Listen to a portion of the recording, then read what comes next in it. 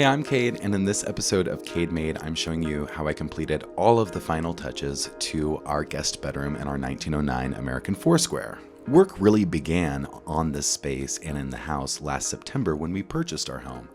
I was able to spend 1 month in the house before we moved in, lifting the carpets, painting all of the walls, getting kind of everything prepared just to have us move in, but I didn't go into too many details or think too much about where things were going to go in each room or what was going to go in each room. But we did get to refinish the floors, and we simply poly-coated them without restaining them, leaving them light. Something really cool is that we are only the 4th owners of a house built in 1909, so we have all of the original skeleton keys to the doors. And the mantels are all beautiful and intact, and the woodwork throughout the house is virtually flawless. And nobody's really come in and destroyed all of these elements that make these old homes super special. And we owe a lot of that to the previous owner, Linda, who lived here for something like 46 years. So thank you so much, Linda, for passing along this wonderful home that we will cherish for a very, very long time. So many of the rooms have different color trim in the house, and this house has the darkest color trim, and then also the only room in the house with glass doorknobs. And the rest of the doorknobs in the upstairs are these oval egg-shaped ones. The holes in the ceiling push the AC air down instead of large registers, and then it has these really cool spring-loaded curtain rods that are all over the house as well. So I actually emptied out this room completely before doing this video, so I hope it's worth it. I hope the transformation is transformative enough. The room does get great morning light, and there's these little covers on the radiators which are super adorable. I don't know, I've never really seen those before.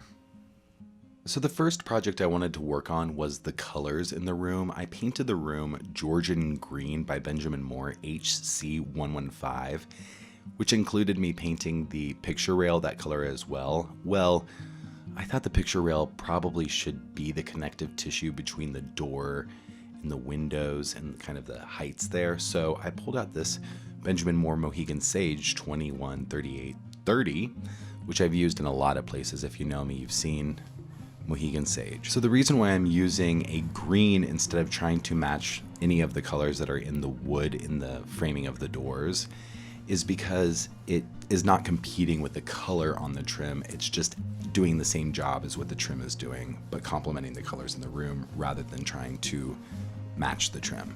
It's a fabulous color for that and really goes well with all warm tones of wood. So next, I wanted to tone down the color of the walls below the picture rail. So I'm using the Georgian green that is already on the walls, a little bit of this custom green that I made for another project, and I eventually added in a little bit of the Mohegan Sage from the picture rail to just get the color matched a little bit better for my needs, knowing that I'm never going to be able to replicate that, but a gallon was enough to paint the entire room. It ended up actually being a really pretty color. You can see a little bit of the difference on the stir sticks there. And then always mix that paint. It needs mixed. And then I tested it on the walls just to make sure it was going to be all right. And still the same evening I was able to pull off the tape off of the picture rail and begin painting the color on the wall because I wanted to be able to put a second coat the next morning if possible. So the color actually toned down pretty beautifully right out the door even before seeing it dry. And see, I didn't tape the picture rail because I didn't want to lift the paint off of it, so I messed up immediately. Of course. So I saw on TikTok or YouTube or something where these people are putting this one run that's really wet on the wall and then brushing or rolling across that and not having to go to their paint tray so often, and it actually worked. This paint is not drying. And what's that? You know why? It's because it's raining.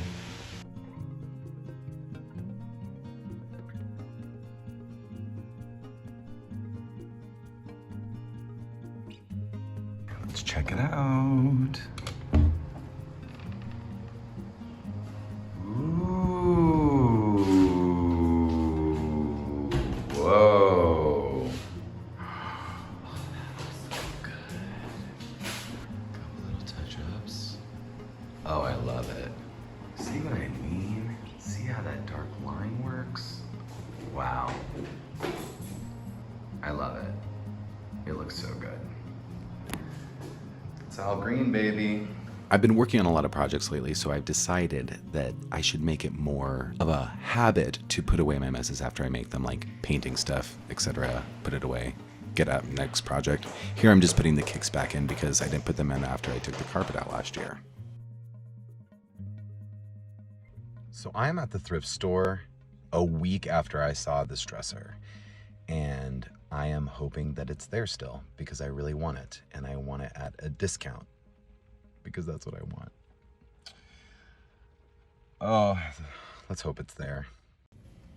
All right, so I was really nervous when I was walking to see if the dresser was going to be there, and I turned the corner and the dresser was there in all of its unique thrift store glory. So I went to the front desk and I asked for a discount off of what was already discounted, and she gave it to me. So I got this dresser for $125. I thought it was really great for the room. It's the most I've ever paid at a thrift store for a piece of furniture, but for this specific room, and I really like the dresser. It was made in our city back in the day. I don't know exactly how old it is, but I would think it was probably 1915 to 1930, just by the way it was built. And of course, it's all DIY at the thrift store, getting your furniture out as well, usually.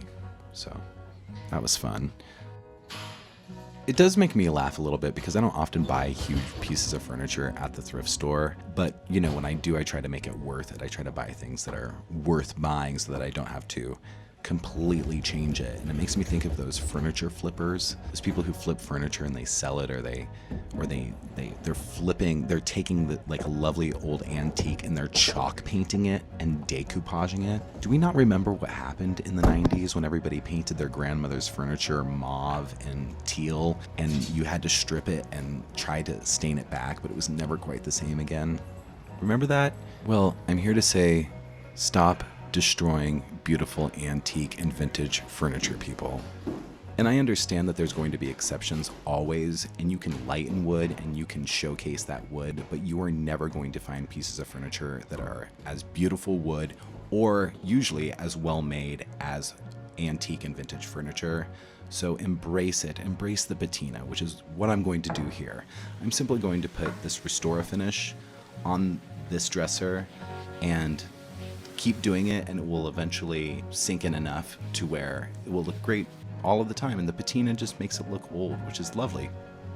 So one thing you can do is actually oil the runners for the drawers inside the dresser and then underneath the drawers themselves where the wood meets, and it will make them pull out a lot easier. And then another tip I have is to use both drawer pulls when you're opening old drawers. That helps them glide out more evenly because they don't have a center bracket. Speaking of thrift flips, I got this chair at the thrift store for $10, and it seemed pretty old aside from its modern upholstery, which included these tacks that they used on the corners, which were really in there, really hard. It was really hard taking those tacks out, so I guess I wasn't reusing those, but even pulling the fabric off the chair was pretty difficult, to be honest with you, and I needed the top piece of fabric to be intact to use as a template for the piece of fabric I was going to cut out for the new cover that I was going to upholster on there. So, but that thing was, it was on there, man. I was having a rough time.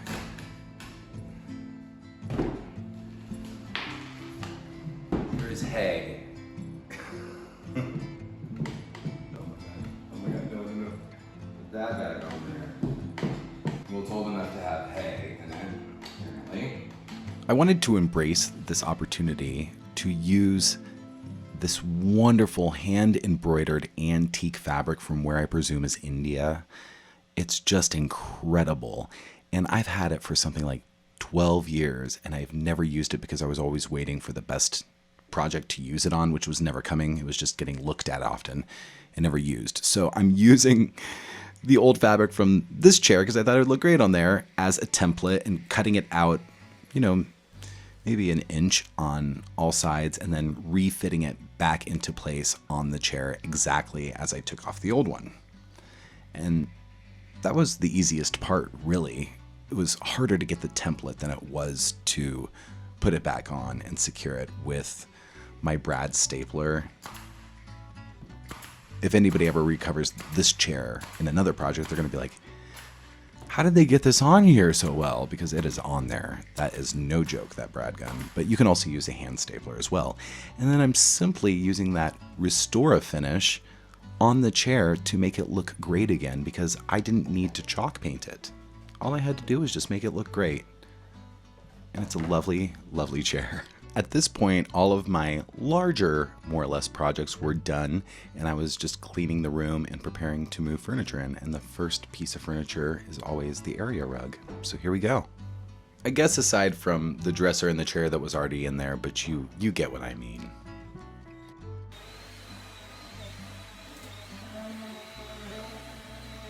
A couple of years ago, I got this queen size bed platform that doesn't require a box spring off of Amazon, and you can actually retrofit a headboard onto it, which is really, really great. Oh no. Oh, it's okay. I thought I hit the lamp fixture and broke it. Okay, that headboard I've had since I was 13 years old. The side table there was $7, the other one was $10, and they're fabulous. I love them. And then, since we don't have a Helix bed brand sponsorship, we have to make our own comfort. So I have like memory foam and a pillow top, and then a cover to go over that, and then another pillow top to go on top of that. So it's a pretty comfortable bed. Okay, this might be the most important tip I ever give you. These sheets are Better Homes Damask Stripe Egyptian Cotton 400 count sheets, and I bought several sets of these. And I have had these for years, and they have held up so well. They're so soft. I love them. If I can find them, I will link them down below. While I was finishing up making the bed, I was thinking about throw pillows, and I was like, I don't have any for this bed that match. So I went to the thrift store to find some down fills, like some down pillows for throw pillows, because those are the best, and you can always get them so inexpensively. So I also found a bunch of other stuff at the thrift store too. So I simply just pull my down fills out of the shams and set the shams aside so that I can use them as a measuring tool or a template.